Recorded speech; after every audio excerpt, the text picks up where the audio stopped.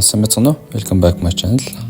Энэ удаагийн дугаараар хамгийн хэлбэрхэн болдог шоколадны десертийг гато шоколад хэрхэн хийх арга хуваалцлаа. За юуны шоколадны бар 5 ширхгийг ингэж хайлуулна.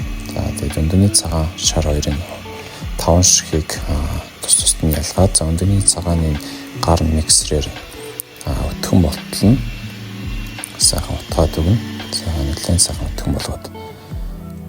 За тэгээд өндөрний шарыг ингээд утгаад явна. За тэгээд утгасан өндөрний шарын дээр халаасан шоколадоо бүгдийг хийчихнэ.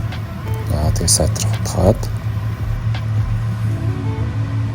За тэгээд өндөрний цагааны 3-1-ийг шоколад дэсгтээ хийгээд сайтар утгасныхаа дараа за энийг буцаа бүгдийг энэ цагаанаа бүгдийг хийгээд ингээд сайтар утгаад өгнө. Маш сайн утгаад утгаар утгах бол их зүгээр. Тэгээд нэлээд сайтар утгаад юм гоё. Тийм нийлүүлвэл гэлэлцсэн гоё юм болсон. За тэгээд ийм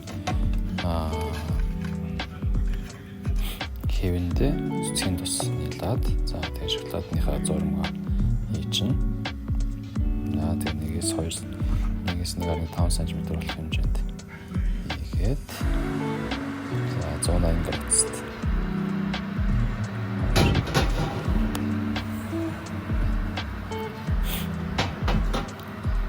тэгээд 10 минут зууханд хийчихнэ.